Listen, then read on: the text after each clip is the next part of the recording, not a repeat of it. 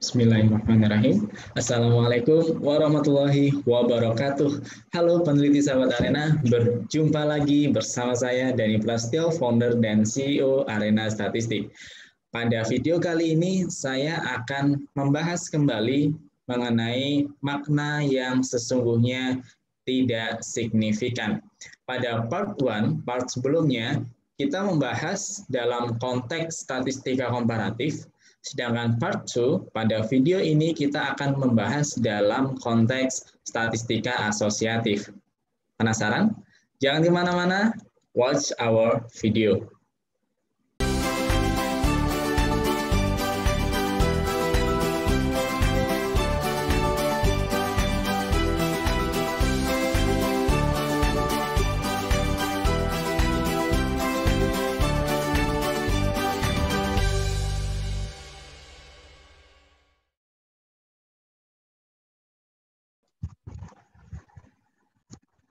Sebelum saya mulai materinya, subscribe terlebih dahulu channel Arena Statistik. Peneliti sahabat Arena, pada konteks hubungan asimetris, jadi ada hubungan simetris, ada hubungan asimetris. Bedanya apa? Bisa Anda ikuti statistical workshop from home Arena Statistik pada tanggal 23 Februari mengenai implementasi istilah hubungan dan pengaruh. Hubungan simetris dan hubungan asimetris ini kaitannya dengan hubungan dan pengaruh. Bedanya apa? Anda bisa ikuti workshop tersebut, implementasi istilah hubungan dan pengaruh pada tanggal 23 Februari 2021, gratis untuk Anda. Kembali ke sini. Pada konteks hubungan asimetris, di antaranya ada regresi, path analysis, sample LSGS, dan sebagainya. Kita bisa gunakan untuk mengetahui pengaruh variabel independen terhadap variabel dependen. Atau kalau di dalam path analysis, sample LSGS atau metode yang lain, ada pengaruh variabel eksogen terhadap variabel endogen. Jadi hanya beda istilah, maknanya sama. Sekali lagi, mengetahui pengaruh variabel independen atau eksogen terhadap variabel dependen atau endogen. Nah, banyak sekali peneliti yang menggunakan istilah tidak signifikan. Banyak juga yang menggunakan istilah tidak berpengaruh. Nah, saya ingin memberikan contoh kepada Anda. Saya meneliti tentang pengaruh lama belajar terhadap nilai. Ini menggunakan analisis regresi linear sederhana, tentunya karena X-nya atau variabel independennya hanya ada satu. Menghasilkan nilai significance atau nilai probabilitas, sama ya, significance, probabilitas, atau p-value. P-value itu probability value. Jadi kalau ada mahasiswa yang menggunakan istilah itu, tolong jangan disalahkan karena istilah itu adalah sama. Menghasilkan probabilitas 0,079. Maknanya apa 0,079? Kalau kita perhatikan nilai probabilitas ini lebih besar dari 0,05. Maka bisa kita simpulkan apakah lama belajar berpengaruh tidak signifikan terhadap nilai atau lama belajar tidak berpengaruh terhadap nilai. So, kira-kira jawabannya yang mana? Berpengaruh tidak signifikan atau tidak berpengaruh? Kita saksikan slide yang berikutnya. Salah satu metode analisis yang bisa menyimpulkan berpengaruh tidak signifikan atau tidak berpengaruh adalah analisis regresi, di mana model analisis regresi ini adalah Y sama dengan beta 0, bukan alfa atau A ya. Beta 0 plus beta 1x1 plus beta 2x2 plus epsilon. Epsilon bukan E. Plus epsilon. Kita perhatikan yang berkaitan dengan istilah tadi, istilah berpengaruh tidak signifikan dengan tidak berpengaruh adalah slope. Beta I, beta 1, beta 2, beta 3, dan seterusnya. Slope atau koefisien jalur, atau koefisien regresi, atau kemiringan. Nah, arti yang sebenarnya slope ini adalah kemiringan. Apa itu kemiringan? Besarnya perubahan variabel Y, ya, besarnya perubahan variabel Y apabila variabel X terjadi perubahan. Nah, kalau kita menginterpretasikan misalkan pengaruh pendapatan terhadap pengeluaran, misal terjadinya penambahan pendapatan Rp1 akan meningkatkan pengeluaran sebesar sekian rupiah. Kira-kira interpretasinya seperti itu. Kalau kita definisikan adalah besarnya perubahan variabel Y apabila variabel X terjadi perubahan satu satuan. Nah, kalau kita gambarkan slope itu yang mana? Slope itu adalah, nah, yang saya berikan warna orange ini adalah slope, kemiringannya. Nah, ini adalah slope, kemiringannya. Setiap variabel X bertambah 1, berapa perubahan variabel Y? Itu adalah slope, itu adalah kemiringan. Itu yang dimaksud dengan terjadi perubahan atau berpengaruh.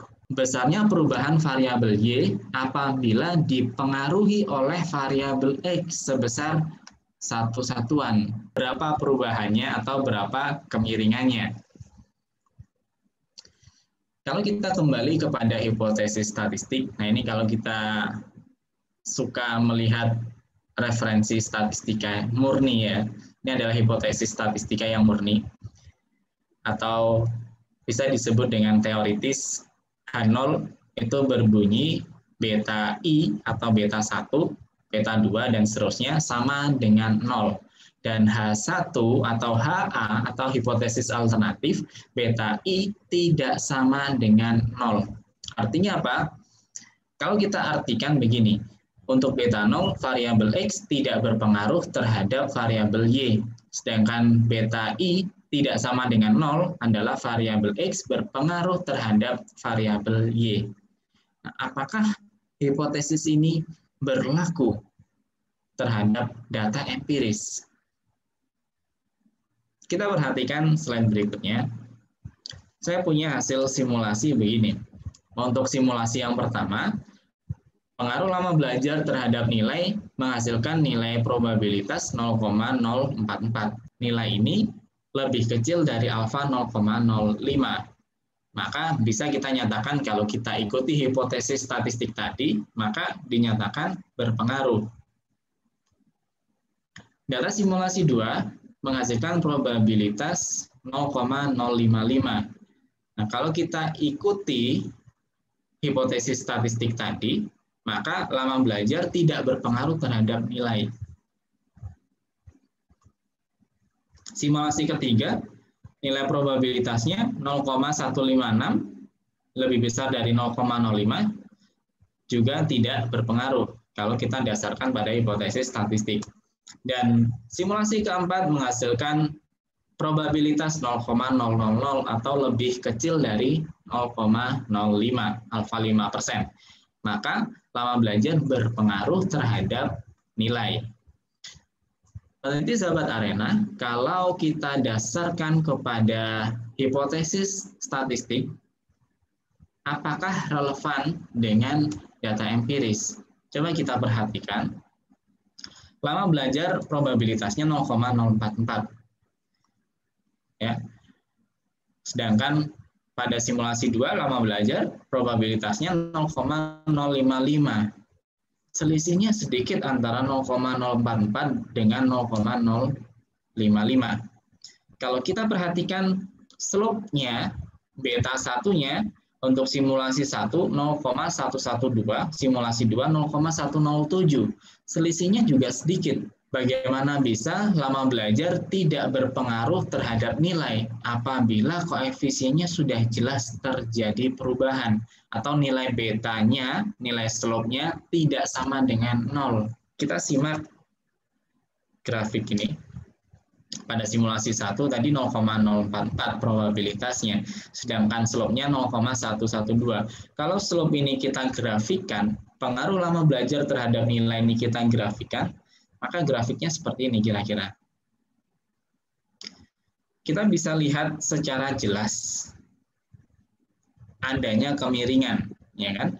Adanya kemiringan, di mana kemiringannya adalah 0,112.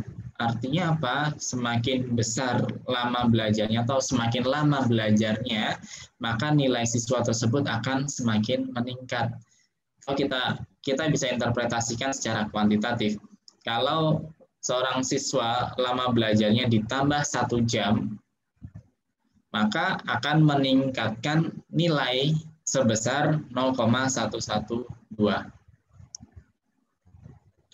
Kalau siswa itu menambah lama belajarnya 1 jam, maka nilai siswa tersebut akan meningkat sebesar 0,112. Nilai tidak ada satuan, ya, tetapi nilai berskala interval.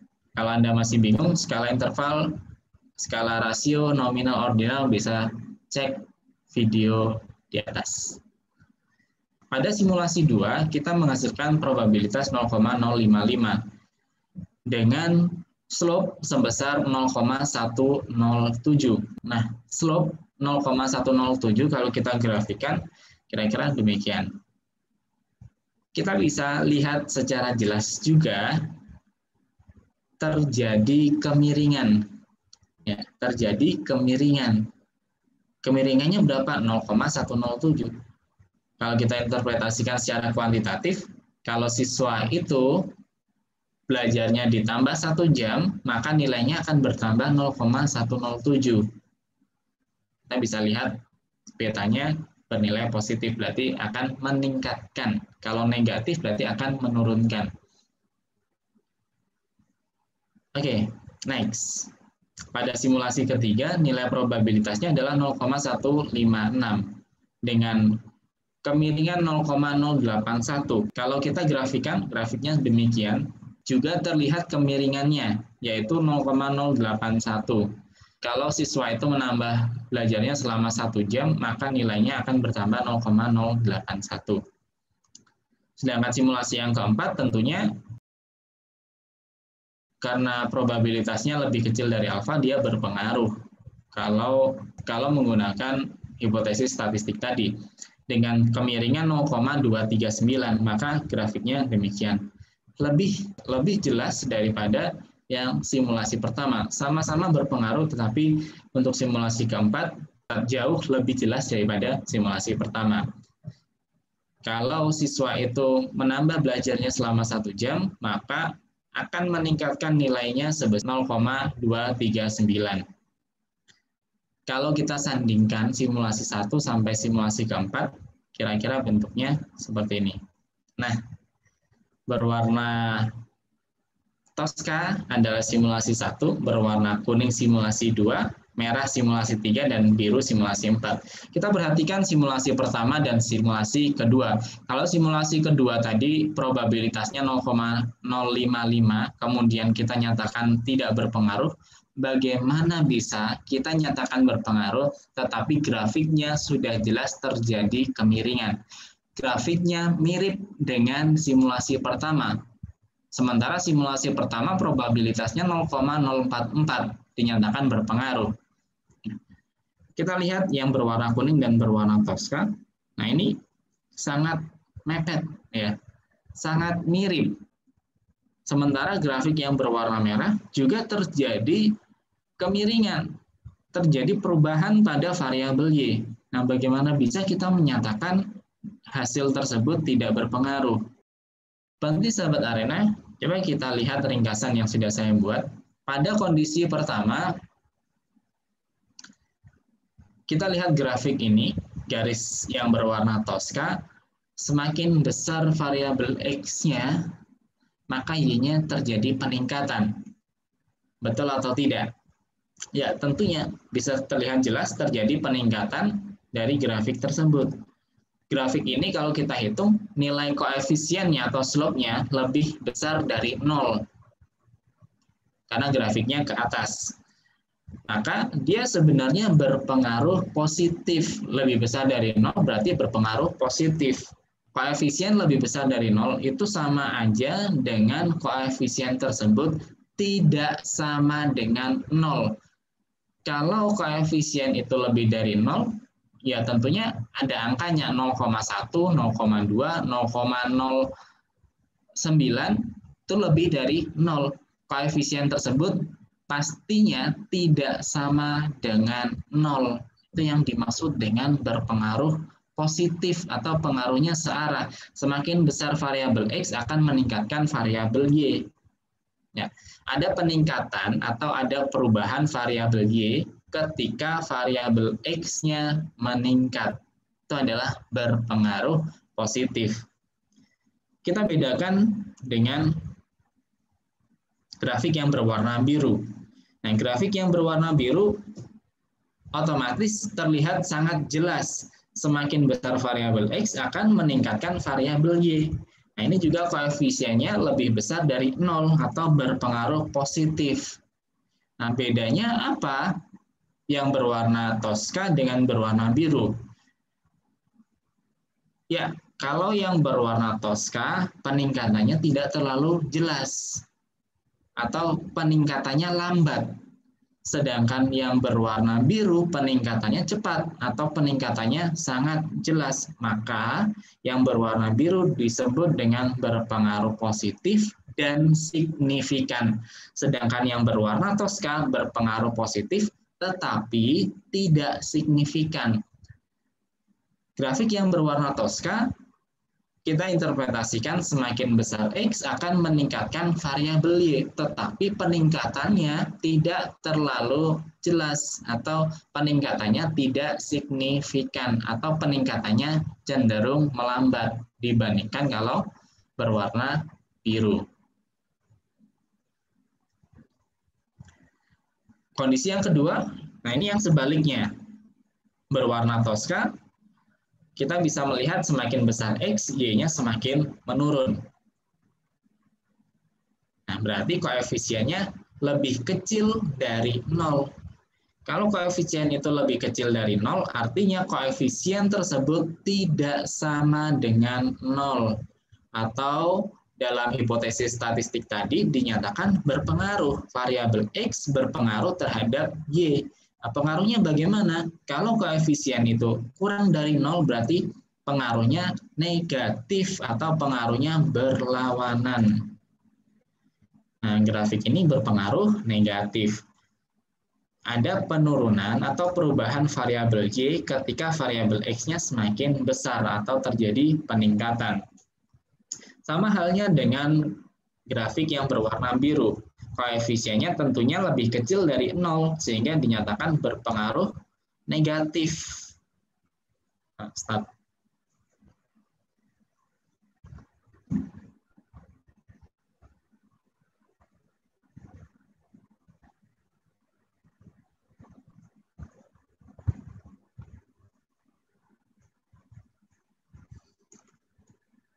Grafik yang berwarna biru koefisiennya kurang dari 0 sehingga dinyatakan berpengaruh negatif.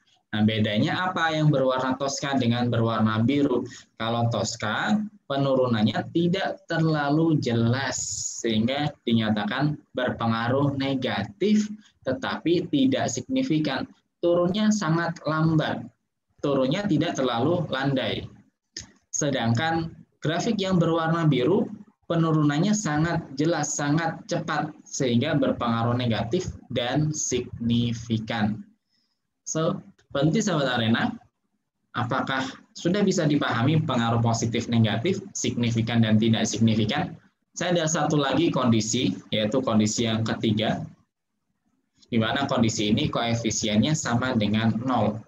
Nah, koefisien yang sama dengan 0, kalau kita perhatikan, kalau kita ingat lagi hipotesis statistik tadi yang H0 beta sama dengan 0. Nah, sama dengan 0 itu grafiknya seperti ini.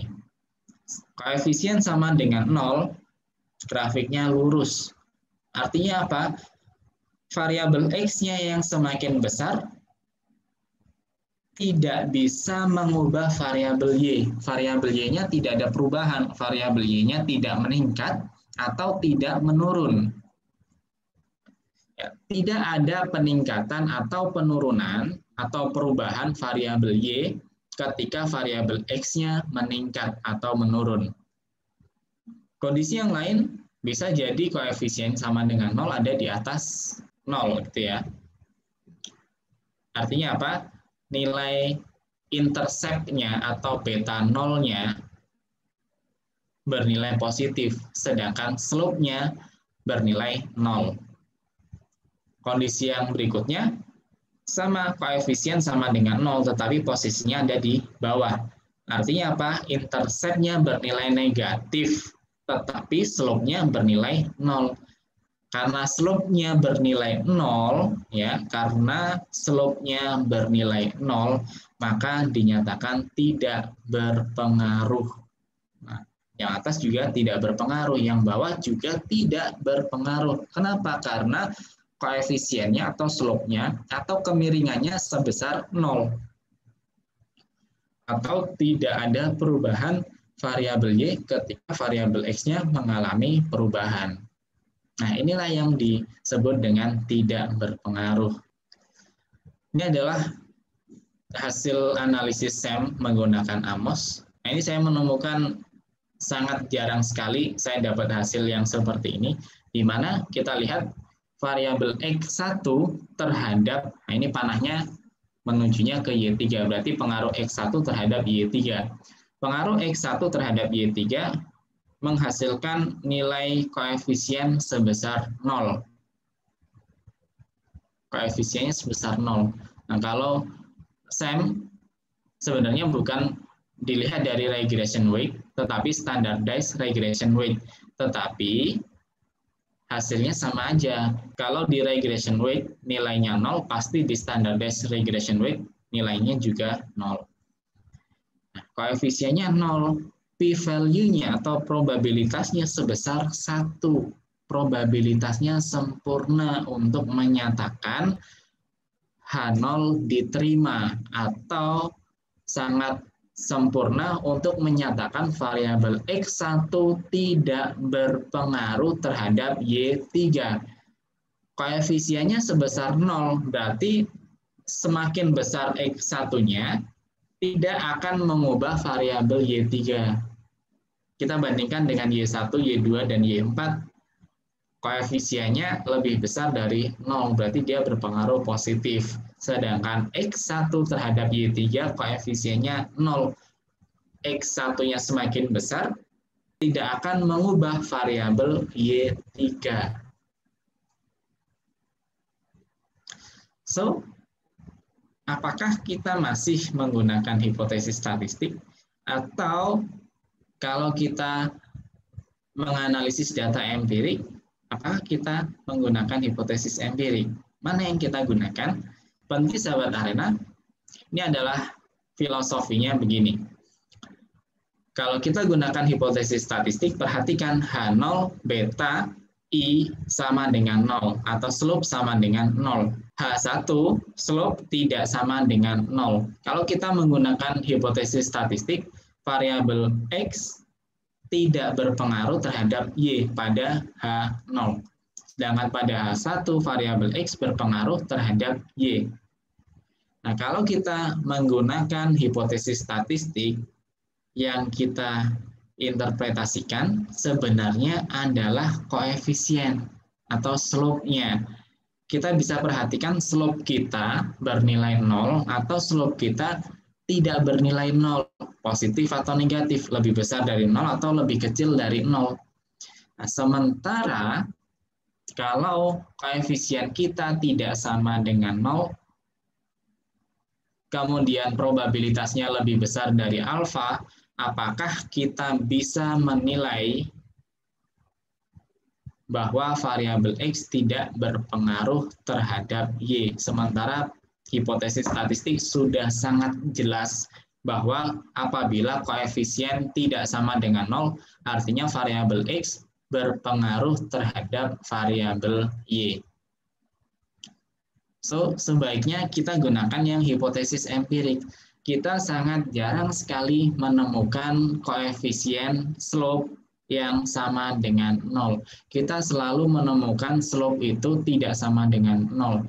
Artinya apa? Artinya kita penelitian menggunakan data apapun, hasilnya pasti berpengaruh. Nah, adanya statistika ini untuk menilai berpengaruhnya signifikan atau tidak signifikan sebenarnya. Bukan menilai tidak berpengaruh. Nah, kita bayangkan saja, misal contoh tadi, saya misalkan pengaruh lama belajar terhadap nilai. Siswa pertama, siswa 1, lama belajarnya 2 jam, nilainya 80. Kemudian siswa 2, lama belajarnya 2 jam, nilainya 90. Nah, misalkan, kalau siswa ini menambah lama belajarnya setengah jam, misalkan, apakah nilainya tetap? Siswa 2, misalkan mengurangi lama belajar jadi 2 jam, misalkan, apakah nilainya tetap 90? Pasti ada perubahan, pastinya ada perubahan. Tidak semua siswa tidak mengalami perubahan. Pastinya ada siswa yang nilainya naik, ada siswa yang nilainya turun, atau ada siswa yang nilainya tetap. So, apakah bisa kita menyimpulkan bahwa perubahan lama belajar ini tidak mempengaruhi nilai? Pasti tidak mungkin. Kalau kita belajar atau tidak belajar, kita pasti mendapatkan nilai. Tidak belajar saat ini, nilainya 60 katakanlah. Tidak belajar di ujian berikutnya, nilainya bisa jadi turun, bisa jadi meningkat. Atau artinya, meskipun dengan nilai X yang sama, pasti penelitian tersebut dinyatakan berpengaruh.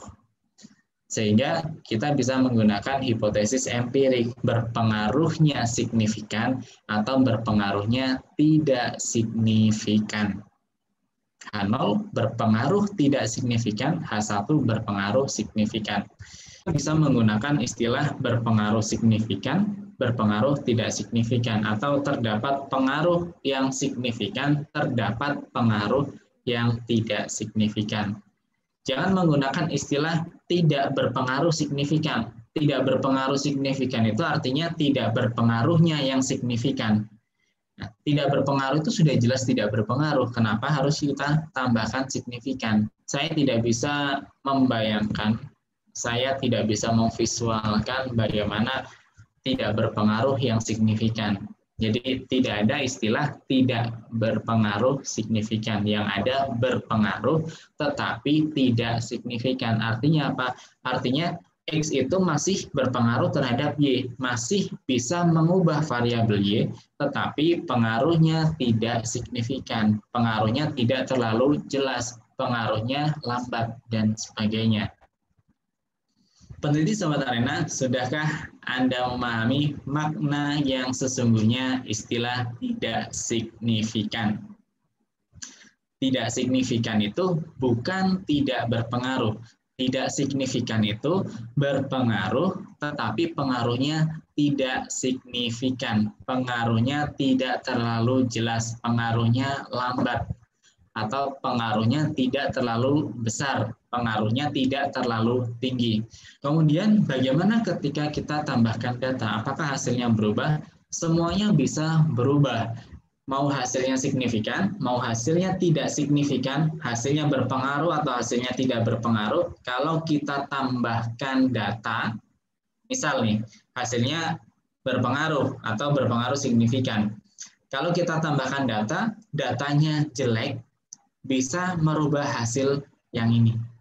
Hasilnya yang awalnya signifikan menjadi tidak signifikan. Atau kalau kita gunakan hipotesis statistik yang awalnya berpengaruh menjadi tidak berpengaruh.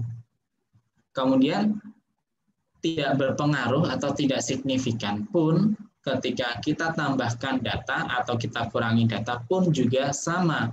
Bisa terjadi perubahan, tidak signifikan berubah menjadi signifikan atau tidak berpengaruh juga bisa menjadi berpengaruh.